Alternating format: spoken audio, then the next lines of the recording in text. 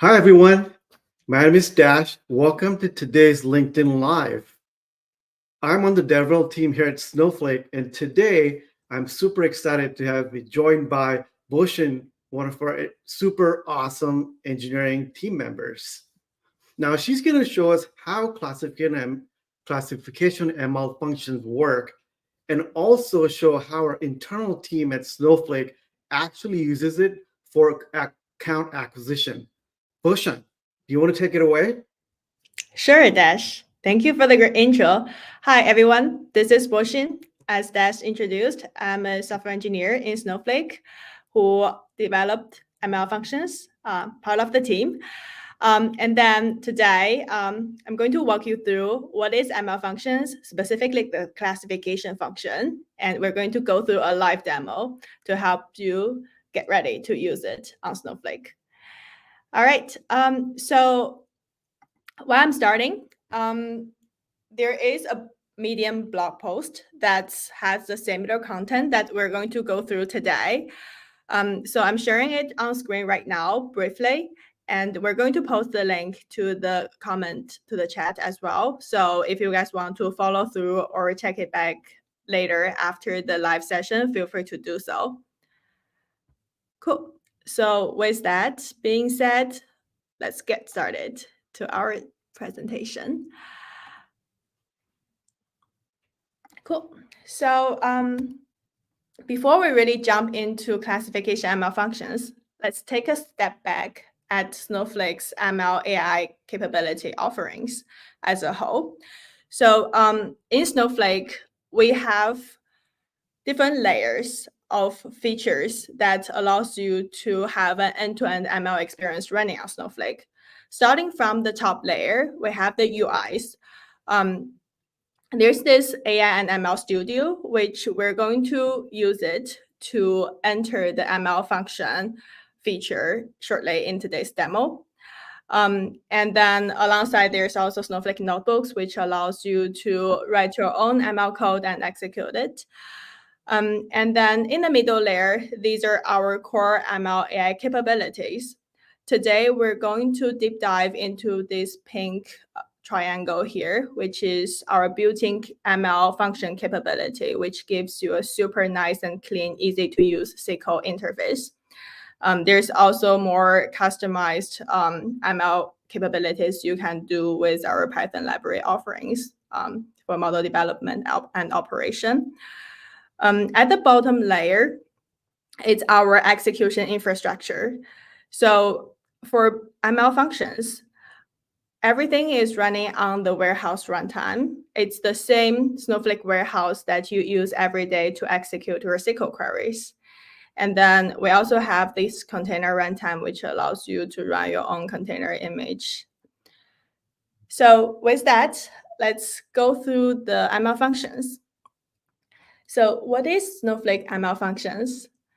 In short, it is SQL functions, which gives you super easy to use interface to allow you to perform your analytics and predictive use cases for your business data, which are already stored in Snowflake tables. We provide this super clean SQL interface so that the idea is, as a user, you don't need to know ML AI knowledges, or you don't need to write code, but you can still use ML AI to power your business use cases. And to use it, you can really just use the SQL syntax in a worksheet, or even easier, you could go through the AI and ML Studio UI in Snowsite, which we're going to show in just a bit in the demo, so that you don't even need to write your SQL queries by yourself. It's auto-generated. Or even cooler, you can build your own Streamlit app to call these functions. Can I ask a quick question? Yeah, sure. Can you use these functions in using Python? Yeah, definitely. So with Python, just like how you could execute regular Snowflake queries, you could always create a Snowflake connection session and execute the ML function queries with Python.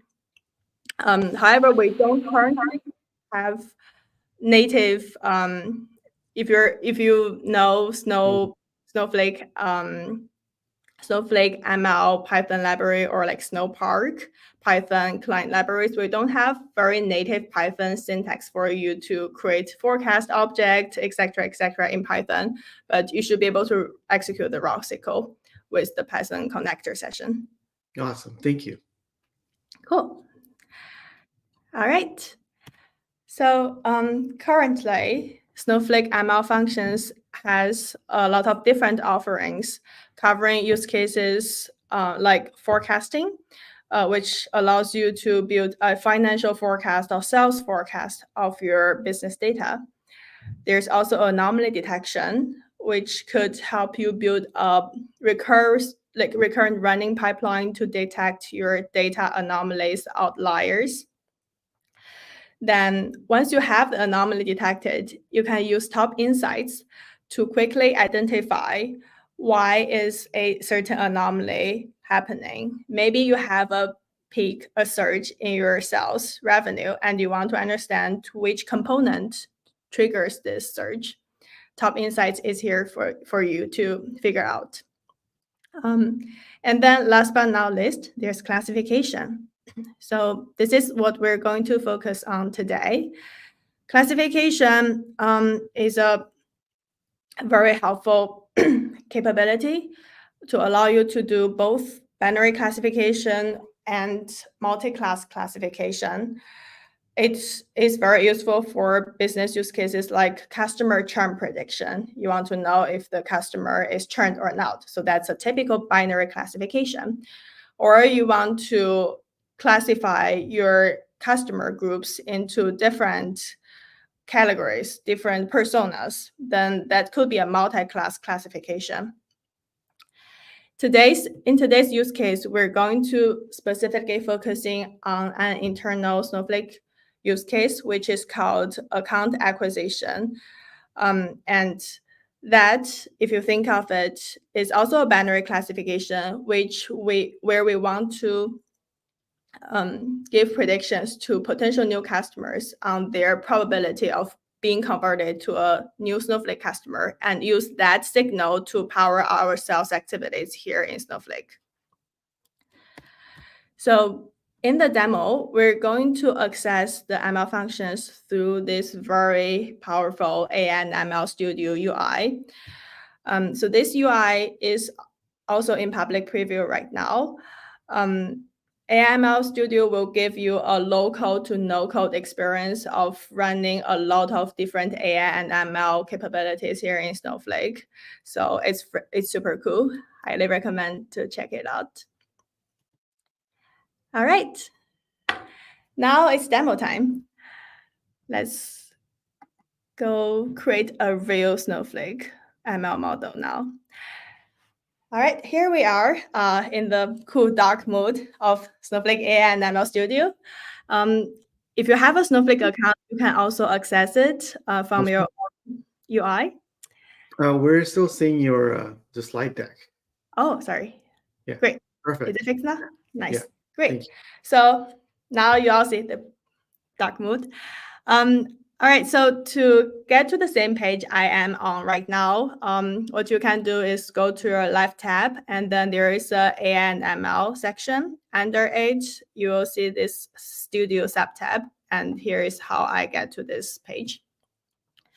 So on this page, there's a lot of other cool features which are in public preview. There's the fine-tuning LLM, Cortex search, and also other ML functions like forecast and anomaly detection.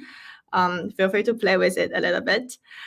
And then today we're trying to create a classification model. So let's get started.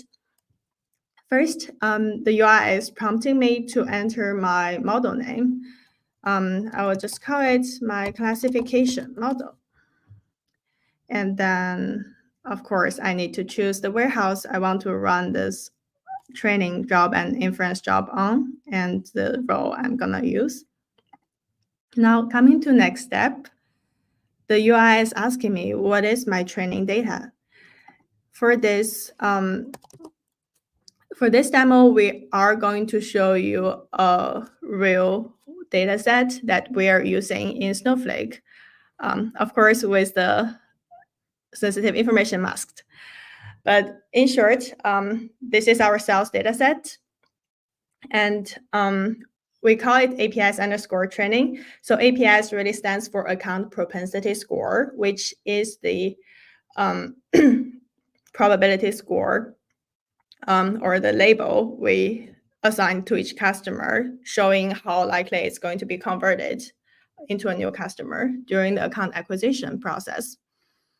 So inside this table, what you can see is that there is a bunch of different feature columns, which represents features of a single customer that, our data scientist team collected from various data sources. So from the beginning, each of these rows represents a existing Snowflake customer, and there's a ID representing the customer. Then we have a row called was converted. So this is the label or target row we're going to use for this training job. It's a binary classification training. What one means here is that this customer has been successfully converted into a Snowflake customer, where like 0 means that during the account acquisition process, we probably lose this customer at a certain stage, so they are not successfully converted.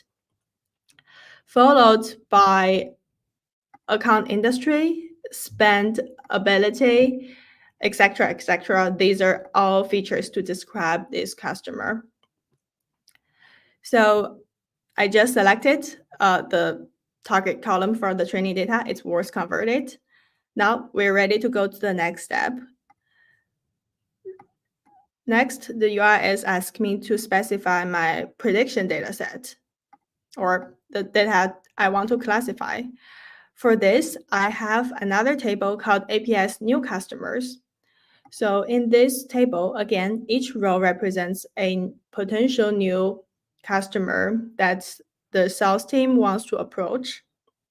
And differently from the training data set, here we don't have the target column was converted because we don't know yet if this customer can be converted. This is exactly the task that our classification model should perform in just a bit. And we also have the same amount of features that's collected for this customer. And now we should be ready to roll. The last step, the UI is asking me to choose a table name to save my prediction results. So let's just see my prediction. And boom, here we are. So this is a SQL worksheet that's automatically generated by all the previous UI steps that we just went through. And it has everything you need to train a model, inference on that model, and also explore the model accuracy. And we will go through every step in just a bit. So first, let's try to execute the top of the worksheet, which consists of some basic setup of the rows I want to use, warehouse, database schema I want to use. Then we can quickly inspect our training dataset and inference dataset. We already saw a preview of this dataset during the UI guided experience, but just to make sure like everything still looks the same, here's the inference dataset. It should look the same as we saw on the UI preview. Now here comes the real query to create a classification model. So classification, what this query is doing is that here I am telling Snowflake I want to create a Snowflake ML classification model, and I named my model to be my classification model. This is what I entered during the UI experience. Hey, Boxin, And sorry to interrupt. Do you no mind worries. zooming in Sorry. Oh, Yeah. no problem. Did this look yeah, better? yeah. Thank Okay, you. great. No problem. All right. Luckily, we didn't miss a lot. So what this create model is doing is it creates a Snowflake ML classification model object under the name my classification model. What I provided to this training function is that my APS training table. And I'm also telling Snowflake the target column is named the worst converted. There's also some optional configurations. We're not going to go through every possible options out there today. But with that, I think our model was just successfully created. So now we can start running some APIs on the model. The first thing I want to quickly mention here is that Snowflake classification model does provide you this very helpful show training logs capability. So this is in case that your training has some error or some warnings that we think you should know. Then we'll just populate the logs here. Here, we didn't see anything, which is a great signal. This means that our training job completed successfully without any errors. Now we can proceed to the prediction. So for prediction, here I'm just trying to materialize the results into this table. But under the hood, I'm really just running a select query statement. The select statement is calling this predict function from the model I just trained and giving it the all the features that I provided from this prediction dataset table called APS new customers. And now we have our prediction results saved. Let's quickly check it out. So in this prediction result table, I saved both the original features and the prediction results. So this last column here is our prediction results. If we check on a few examples, the prediction result will return a JSON where it consists of the class, the label we assigned to this row of input data. So here, we think that this customer is likely going to be converted into a Snowflake customer. So so we assign it with label 1. And then you can also get a detailed breakdown of the probability for each label.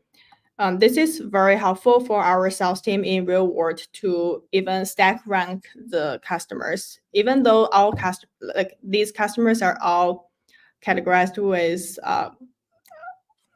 could be converted to a new customer, but their probability could still vary. So usually what our sales team do is they will start from the highest probability customers who probably have a 90%, 80% of probability here, and then going from there. Another very helpful output here is this logs. So in the log, we'll show you if there's any error or warnings or any information we think will be useful to our customers during the prediction process. So in this row, for example, we're outputting that some features are missing or has a null value. This doesn't interfere with the model's prediction though, but it's just something that that's helpful to know. Similarly, if we look at another example where the class is 0, it's the same structure with a probability breakdown. Cool. So you could also do some JSON object operations to basically parse the things that we just went through. You can parse out the probability and the class out. So this is just a quick example of how you can parse your prediction results into separate columns here. All right. Now we're going to show a very useful section of capabilities from Snowflake ML functions. I personally like this section the most. It's super helpful for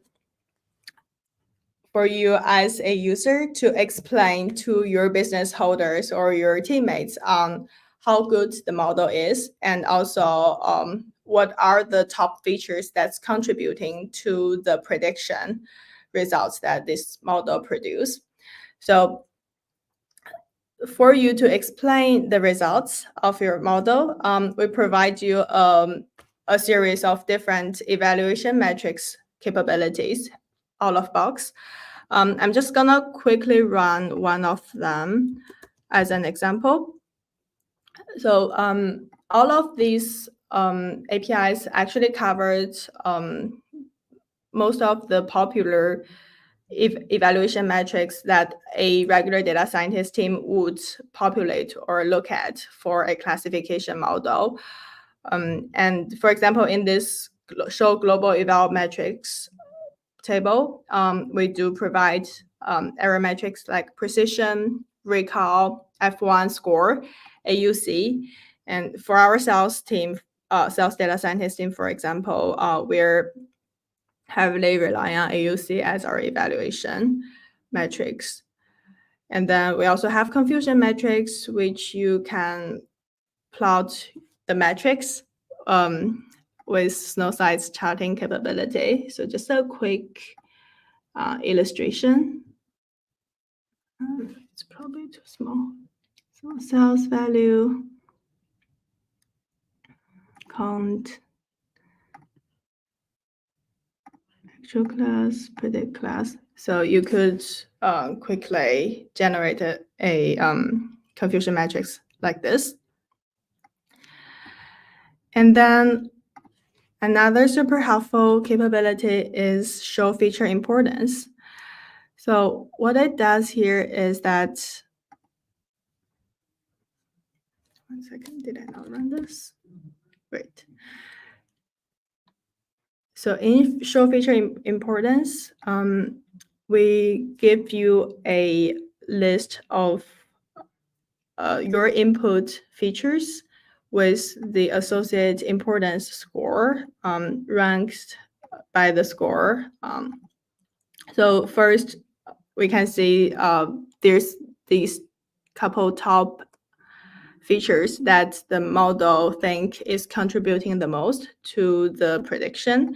And if we apply it in real world, it's basically saying that if this potential customer has more revenue, it started the business earlier, it has more spend on the cloud hosting solutions for their business, then it's more likely that the customer will tend to spend money with Snowflake. And with this, we did went through all of our demo. I'll quickly pause here. Dash, do we have more questions coming through? Yeah, I would love to. So can you actually share your screen again, please? The worksheet. Yeah, if you scroll up. Yeah. You noticed a couple of things here. Keep going. Great demo, by the way. Yeah, people are loving it. Yeah. Uh, Good to hear. Scroll up. Okay, Scroll there. up. Right Okay, there. great. So as part of the input data, we're providing table as the first column, and it's just system reference and the name of the table. Like, are there any other options? Can we bring data from a stage or something like that? Oh, that's a great question. So you're going to see me type live here. There are different options you can bring your input data in. So here we give an example of table. Very obviously, you can bring your view in as well, or you could even bring your query in. So you could do something like query reference, and I could just say select star from my APS training table. So these are all three options we offer right now. I personally like the query reference way the best because it allows you to dynamically compose your input stores. You could do pre-processings in this query with your feature columns. You could also exclude, for example, I can exclude ID column from this training table. It doesn't matter to include your ID column as well, though the ID column here, it's like the cardinality is too high that it's useless to the model. So our training process is smart enough to just throw this feature away. But if you want to pre-process it, you can also do it via your own input data query. Awesome. That's good to know. We have different options. And what Mhm. about like on-air skip? Like what exactly is it going to skip? What kind of errors are going to be emitted regardless of that value being set? Okay, that's a super good question. So here we define on error equals skip. What it does is that during the training process, if we encounter some error, like for example, if during evaluation, there is a there's an error in the evaluation run. Okay, let's take a step back. What the training job does under the hood is that we actually do both the training and we also do a quick evaluation, and that's why we have these evaluation metrics populated for you under the hood. There's another configuration you can do to skip the eval run if you want. So for example, if the evaluation data set we auto split it has malformatted input, or it has too little data for us to perform evaluation, then we'll probably not do the evaluation instead. So this is considered an error. Something is not going smoothly, but maybe you don't want to abort the entire training job. In this case, you may want to still skip this and see what can this training job provide in the end. Maybe the training will succeed, but the evaluation round will fail. So this is what on error means. Instead, you can also say abort, which will abort immediately. Similarly, in the prediction run, you can also specify a bunch of configurations. On error here will mean that on error equals skip here will mean that if we encountered an inference failure during processing one row, then we will skip that row. We'll return the error in that row, and then we'll still do predictions on the rest of the rows. Instead, if you abort, then if we encountered one failure in one row, then the whole job will just fail. Awesome. Yeah, that makes sense. Thank you. One more question that has come in somewhere. If you scroll down just a little bit, where do we check the status? Right here somewhere. I'm just trying to figure out if there's a way to get the progress status of the. Yeah. That's a good question. Do notice that both this training job and the inference job are running as regular Snowflake jobs. So it is same to this select query. So the way how you will inspect and monitoring these jobs are exactly the same. So if I started this training job, you could do this from your history tab in Snowsight. This will give you the status of this query, and then I think you can also go to your query history tab, and it will give you the status, whether it's running and how long does it take. You could always trace back from this query history tab, even if you run it a couple days ago. I got it. So let's see. I really want to encourage our viewers, listeners to ask more questions, please. Here's one. So there we go. Can we also determine the model used for classification? That's a really good question.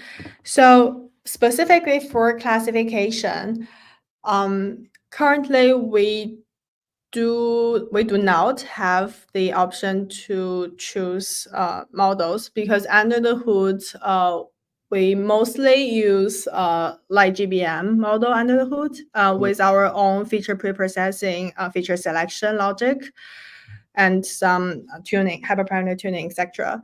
But we only have this major category of tree-based model, so we don't have the option for you to choose other models. However, things could be different for other ML function offerings. For example, in the slides we mentioned there's also forecasting, anomaly detection, etc. For some of these functions, we do have different model types under the hood, and we normally just help user tune and pick the best model type that's suitable for their use case. But you could see more details on the public documentation of these functions as well. Awesome. Awesome. We have some more questions coming in. So you showed us how you can, instead of giving a table name, you were given a select star for the training, DDL. Yep. You go down, scroll down right there. Yeah, instead of table, you can say select star from. Can you provide that kind of a query in the UI or just after the fact in the worksheet? Oh, that's a really good question. So I don't think the UI currently allow you to specify a query. I think this is something we are definitely consider extending the UI capability to. Maybe one day you could exclude some columns from the table you selected or with some other format of specifying your queries, but this is not currently available to you. Though if you check our public documentation, there's a lot of different examples of how you could provide your input data, specify different configuration options with some SQL examples. So feel free to also do that and just copy paste it here. Awesome. Hopefully that answered the question. We've got one more. What capability does Snowflake have to view a decision tree for a model that's actually going to use decision trees for training? Sorry, just to confirm, I understand the question. Is the question asking about options for Snowflake to visualize the decision tree under the hood? Yeah. I see. So unfortunately, I don't think we have a very nice way of visualizing the underlying model. The best thing we could get is these feature importance and eval metrics that we provided. Nice. Yeah, that makes sense. At least not right now. Maybe in the future. Who knows? Right. Yeah, maybe. We're very open to suggestions. So this is a very good point that we could bring back to our product development. Exactly. And then I also wanted you to kind of walk through your blog post that you've written, just so viewers know, listeners know what's in the blog and what exactly they would be building or creating if they follow along. Yeah, sounds good. I will start from the general content of this Medium blog post, focus more on the specific account acquisition use case and about the business impact and the sales background of it more, comparing to the live demo and the slides we did today, which is focusing more on the technical part of how to use this capability. So if we quickly go through this blog post, what it's describing is a large portion of it is describing the account propensity score and then the account acquisition problem that Snowflake is facing, and we described what type of features that our team chose and how did we pre-process it and why do we choose these features, what does it mean to our business strategy. And then we also briefly mentioned the performance and basically the accuracy and performance we are able to get to our account acquisition strategy after applying this machine learning based approach. This is just a bit more into the modeling structure. There's these different types of features. We applied a light GBM model under the hood, and then the APS score, which here it is showing the probability score. Which here is like 0.99, and then it's stack ranked. In the demo, we also give the probability score, but also the label, which has a which is applied, like the label is applied to 1 when the APS score is larger than 50, which is 0.5 probability. And then, yeah, so this is mainly the blog post.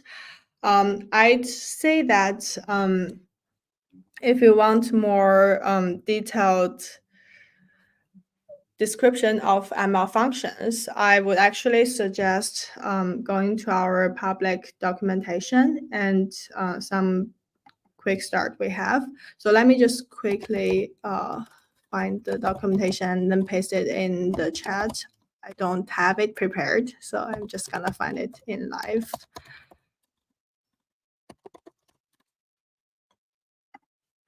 All right. Sharing this tab instead. Great. So we're going to paste this in the comment in a bit as well, but you can just basically Google it, Snowflake Classification ML function, and you will get it. So we do have a bit more content. For example, performance considerations, what type of warehouse to use based on your dataset size. And then there's a lot of examples of how to use this feature. Similarly, for all the other ML functions, forecasting, anomaly detection, etc., you could get more input from this public documentation. Awesome. There's lots of examples in here. Yeah. Let me just quickly post. Okay, I did post. I did post the link to the chat. So that's great. We can have that in the comments section. Yeah. Awesome. So I know we're just about on time right now. Thank you everyone so much for joining us today. Just to close out, I have one more question if you don't mind. What are some of the key reasons why users and people and customers should choose ML functions? Yeah, definitely. So the original purpose for us to build these functions are for our Snowflake users who maybe you're not a data scientist and you do not have intent to learn this machine learning knowledge and write a bunch of Python code. You just want a very fast and reliable way of using your Snowflake data. Then ML functions is here for you to solve your business problem with ML AI technology under the hood. Or even if you're a data scientist, you have your in-house data scientist team. Many of our internal in-house data scientist teams still find it useful because it's super fast to get their hands on to build their first baseline model with ML functions.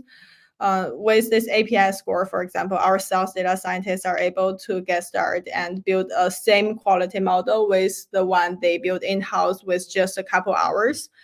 And then you can start from there. You could do more customization afterwards if you want, or use this as a comparison to some other solutions as well. So I think both non-data scientist personas and data scientist personas will find value in this ML functions offering. Great. I think that's a wrap. Thank you so much for joining us today. Please drop comments and thoughts in on LinkedIn or YouTube, where have you. And we can't wait to see you next time. Thank you again, Bushin, for joining us today. An awesome demo. And yeah, have a great day. Thank you.